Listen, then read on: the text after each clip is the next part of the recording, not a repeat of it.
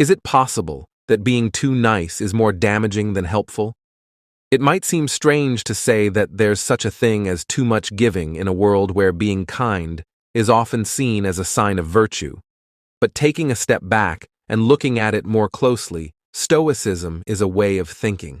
There is a structure that stresses the importance of balance between wisdom and self-care, which suggests that our need to be nice all the time might be getting in the way of our own health and sanity.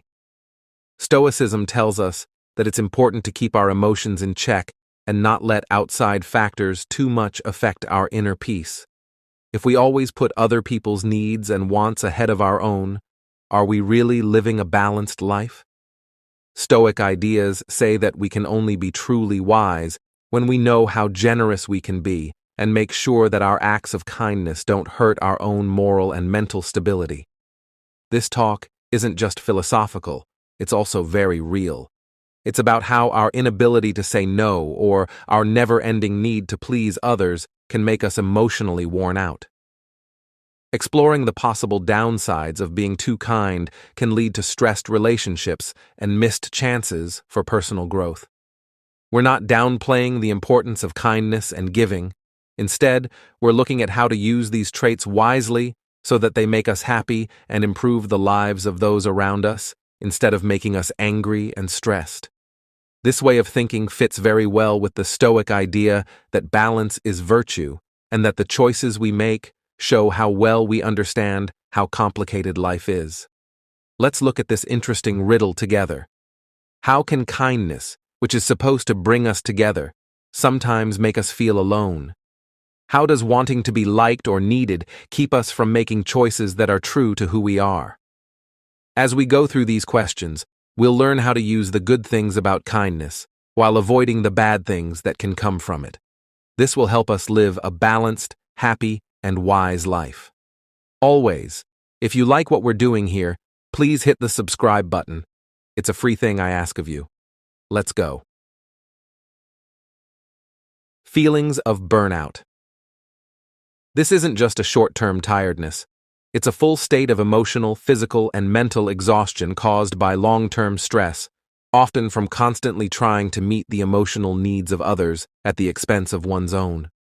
The Stoic philosophy, which stresses moderation and self-control, warns us of the dangers of losing ourselves in our duties and the expectations of others. Stoics believe that our first duty is to ourselves, not in a selfish way, but in a way that makes sure we are strong, stable, and able before we try to help others. Marcus Aurelius talked a lot about how important it was to stay true to yourself when other people are putting pressure on you. He pushed for a life full of virtue and reason, which means knowing when to set limits in real life. Emotional burnout happens when you are always the person people can lean on, the person who is always there to listen, or the person who always has the answer to their problems. At first, this role might make you feel valuable and needed, but the long-term worry that comes from doing emotional work all the time can cause symptoms like irritability, less productivity at work, feelings of separation, and a decreasing sense of personal achievement. This isn't just an effect on the mind, it's also an effect on the body that can cause real health problems like sleeplessness, headaches, and a weakened immune system. Keeping your mental strength up is very important. One way to do this is to become more objective about our interactions with other people. Stoics teach us to tell the difference between things we can manage and things we can't in a kind way. To avoid emotional burnout, it's important to be realistic about what you can do to help others and when you need to take a break. To be truly compassionate, you also need to be compassionate toward yourself. Stoicism tries to find this balance so that our efforts to help others don't make us neglect our own well-being, which protects our ability to be a force for good in the long run. Get in the way of personal growth. Stoicism teaches us that personal growth isn't just a nice thing to do, it's an important part of living a happy and good life. It supports the idea that we should be in charge of our own lives and shape them through smart decisions and deliberate actions. When we consistently put other people's needs and wants before our own, we might feel a sense of purpose and fulfillment at first. But this focus on the outside world can slowly keep us from taking care of our own growth. This could mean giving up on our hobbies, schoolwork, or job advancement because we're too busy helping other people deal with their own problems. Stoicism can help you understand how to change this flow of energy.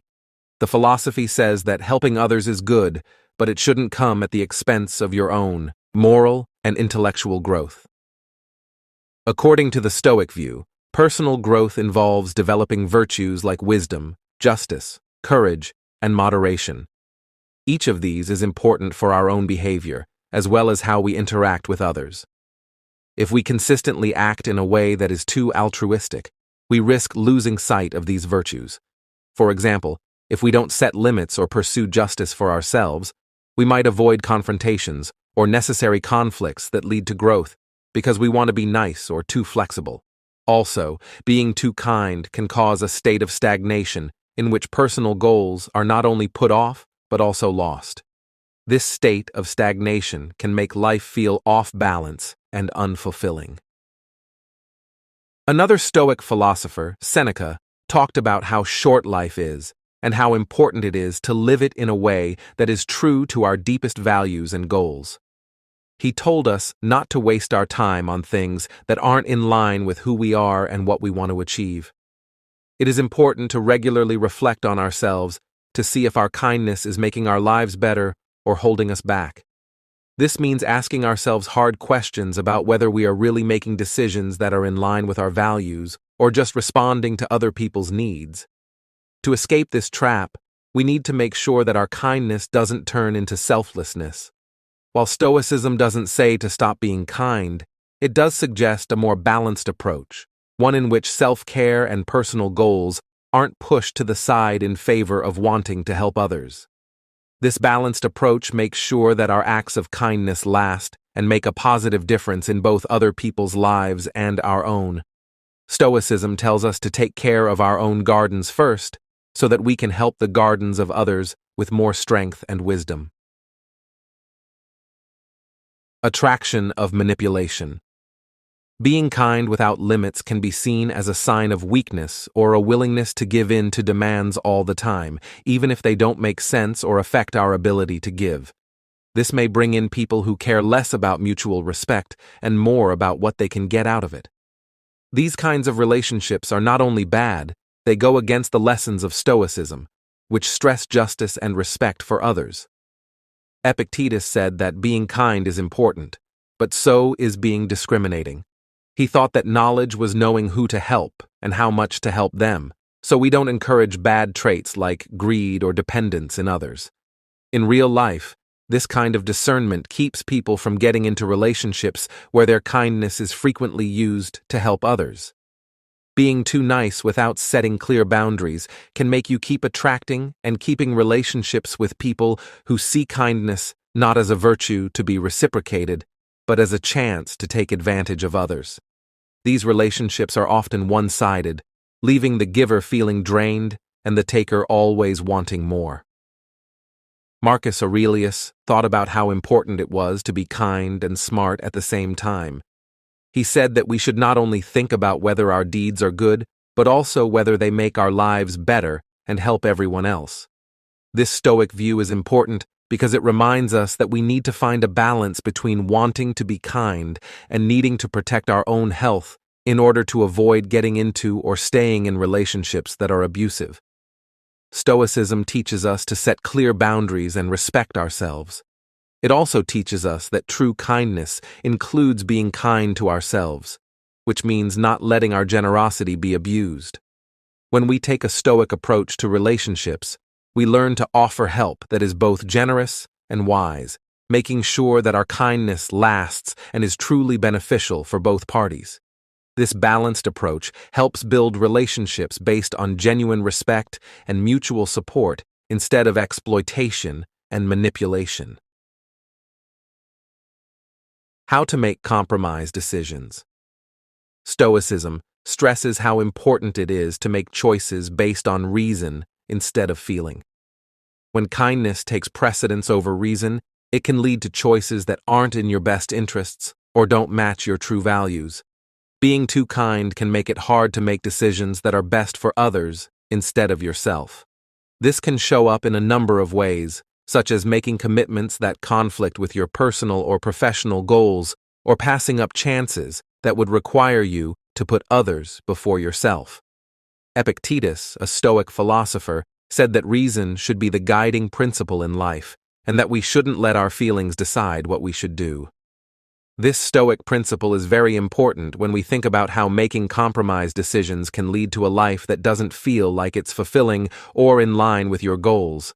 In real life, if you consistently put other people's needs and wants before your own, you may end up doing things that don't help you grow or make you happy. This is where the Stoic practice of self-examination comes in handy. By regularly checking to see if our choices are in line with our true goals and values, we can start to make changes and make sure our kindness is both wise and measured. To be truly free, Seneca said, one must follow their own morals and have the strength to say no when they need to. He also said that being able to refuse to make choices that are in our best interest, even if they might disappoint others, is a form of self-respect and an important part of Stoic wisdom for people who often make bad decisions out of kindness. Being silent is a way to get back control over your own decisions. It encourages finding a balance where kindness doesn't hurt someone's happiness or morals, but works with them. By aiming to keep this balance, we can improve our ability to make decisions that are not only kind, but also wise and good, which is what the Stoic ideal of living a well-reasoned life is all about. Loss of real relationships. There is a big risk here when kindness is given without thinking or balancing it. Stoicism also tells us how important it is to make real connections with other people. When we are too kind and don't set limits, it can lead to shallow relationships that don't have any depth or genuine mutual respect. Stoic philosophers like Marcus Aurelius stress the importance of real connections with other people as a way to live a happy life. However, they also warned us not to let our desire to please others get in the way of our own needs and values. If we are too accommodating and always say yes to avoid conflict or displeasure, we may end up hiding our true thoughts and feelings. This can stop real intimacy from growing where both people feel safe to be fully and honestly themselves. Too much people-pleasing can lead to relationships where one's true personality and needs are hidden. People may like and depend on us not for who we are, but for what we can do for them. This relationship can be very unsatisfying and may lead to anger over time.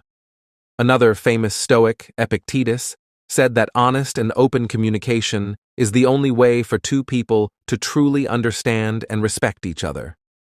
He also taught that it's important to respect yourself and be clear about your needs and wants. Also, losing real relationships means not only missing out on the chance to connect on a deeper level, but also on the chance of not being truly known or understood by others.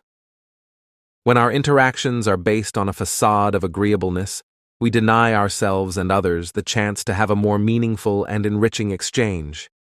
Seneca, who thought a lot about friendship and social interaction, said that the best friendships are ones where both people can be completely honest with each other and where criticism is not only allowed but also promoted in order to build real relationships. As a Stoic, we are told to be thoughtful in our kindness and not just react. We are also told to set limits on how much we are willing to give and to whom. By doing these things, we not only protect our own well-being, but also make it possible for more genuine and rewarding interactions to happen. This Stoic balance leads to relationships that are based on kindness, but also on authenticity and mutual respect, which creates deeper and more satisfying connections. Effects on the mind. Stoicism teaches us how important it is to keep our emotions in check. Being too kind can throw off this balance, which can lead to anger, anxiety, and even sadness. Putting others' needs before your own over and over again can make you feel like you've lost your identity. Stoic philosophers like Seneca and Epictetus said that being kind is good, but it's also important to make sure that being kind doesn't hurt your own emotional health. If we are too kind all the time, we might start to think that our own needs and wants are less important or that we don't have the right to voice them. This can cause stress because we aren't dealing with or acknowledging our feelings. This can show up in your mind as more stress, a sense of being overwhelmed, and finally, burnout. The Stoics said that being truly wise means recognizing and meeting your own wants with the same care and dedication as you do others. Also, the stress of having to keep up this appearance of always being generous can make you worry all the time about failing other people. This fits with the Stoic idea that peace comes from living logically, not by living based on what other people want you to do. Being too kind to others can also make you feel less valuable because it can seem like their value for us depends only on how useful we are to them, not on who we are as people. To lessen these psychological effects, Stoicism pushes us to become more self-aware by thinking about our reasons for being too kind and the results of those actions. Thinking about yourself helps you develop a more balanced view of kindness, one that includes being kind to yourself. Marcus Aurelius, a supporter of Stoic thought, said that people should act in line with their own virtues and reason. He said that we should think about how our actions affect not only other people, but also our own mental and emotional health. While Stoicism values kindness and making the world a better place, it also values the idea of personal well-being. The philosophy encourages a balanced approach, where acts of kindness are not done at the cost of one's mental health, but in addition to it, making sure that our generosity makes us stronger instead of weaker. Risks to mental health. Kindness that goes too far can cause mental health problems like anxiety and sadness. This happens when someone wants to be always kind and helpful and forgets to take care of their own emotional and mental needs. Stoic philosophy, which encourages a life of virtue balanced with self-awareness and personal well-being, says that putting other people's needs ahead of your own can cause mental turmoil and upset your own balance. According to the Stoics, the way to achieve apatheia, or freedom from distress, is not by avoiding emotions, but by managing them wisely. When we consistently put the needs of others ahead of our own, we may feel unappreciated or overwhelmed, which can be bad for our mental health. This is not in line with Stoic advice, which says we should avoid overworking ourselves to the point of mental fatigue. Moreover, the stress of always being kind can stop people from expressing themselves honestly, which can lead to feelings of loneliness and isolation, which are strong indicators of mental health problems like depression. The Stoic way to deal with this would be to encourage people to talk about their real wants and feelings, which would help them stay connected with themselves and others in a real way. Stoicism also helps us be more resilient by encouraging us to think about and analyze our own reasons for doing things on a daily basis. States of mind and emotions. By thinking about ourselves, we can figure out when our acts of kindness might be hurting our mental health more than helping others. This helps us set healthy limits and be kind in a way that is also good for our mental health. Stoicism doesn't call for less kindness. Instead, it encourages a more balanced approach where acts of generosity are weighed against one's own health and happiness. This balance is important to make sure that our desire to help others doesn't hurt us. So by incorporating Stoic wisdom into our approach to kindness, we can protect our mental health while still making a positive difference in other people's lives. When we consistently put the needs of others ahead of our own, we run the risk of falling into patterns of self-neglect. This can show up in a number of ways, such as ignoring your physical health by skipping meals or sleep to help others, ignoring your emotional health by stifling your feelings to keep the peace, or ignoring your personal growth by passing up opportunities that would require time away from caregiving duties. These actions, even when done with good intentions, go against the Stoic principle of oikeiosis, which says that taking care of yourself is important for living a rational and peaceful life. The Stoics, especially philosophers like Epictetus and Seneca, stress the importance of self-respect, not as a selfish act, but as a basic part of human well-being. They said that one cannot truly help others if their own well-being is compromised. From this point of view, neglecting one's own health is bad for both the individual and the community, since someone who is sick or unhappy can't effectively contribute to the welfare of others. Stoic philosophy says that we become wise by recognizing what we can control and what we can't. When we neglect ourselves to help others, we are ignoring our main area of control, ourselves. This misalignment can cause frustration and resentment, which Stoics say comes from not knowing where our duties really lie.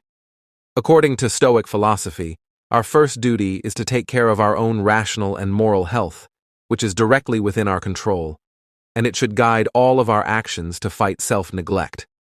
Stoicism encourages people to think about themselves and act in a moderate way. It teaches that taking care of oneself is not an escape from helping others, but a necessary step toward it. By making sure we are physically and mentally healthy, we are better able to help others without getting angry. This balance between taking care of ourselves and helping others is what lets us live in a way that is in line with nature and meets our obligations to ourselves and our community in a way that is sustainable and makes sense. Using Stoic practices in our daily lives helps us be more kind to ourselves and others, rather than just being kind to others. This way of thinking makes sure that our acts of kindness are not self-harm, but instead expressions of a well-thought-out balanced virtue that includes self-respect and self-compassion. This kind of kindness improves not only our lives, but also the lives of those around us, creating a community where everyone's needs are truly respected and cared for. One of the most important Stoic strategies is self-awareness, which means regularly reflecting on our actions and asking ourselves if they are really helpful or if they come from wanting to be liked or being afraid of conflict. By doing this, we can better tell when our kindness is needed and when it may be getting in the way of our well-being or personal growth. Marcus Aurelius wrote a lot about how important it is to look at your goals and make sure they are in line with good sense and personal virtue. Setting and sticking to healthy boundaries is another important trick for staying healthy while helping others. Boundaries help us figure out how much we can give without hurting ourselves and let others know what is and isn't okay. Being stoic isn't about being less kind. It's about being smart about how kind we are. By being clear about our limits, we can still help others without losing our own resources. Epictetus spoke about how important it is to focus on what we can control. Setting and sticking to boundaries is a direct application of this message. Another Stoic concept that applies here is moderation in all actions, even kindness. The Stoics thought that too much of any kind could cause imbalance and moral decay. By practicing moderation, we can make sure that our acts of kindness are thoughtful and appropriate for the situation rather than forced or impulsive. This helps us stay grounded and make sure that our acts of kindness are in line with our abilities and true intentions.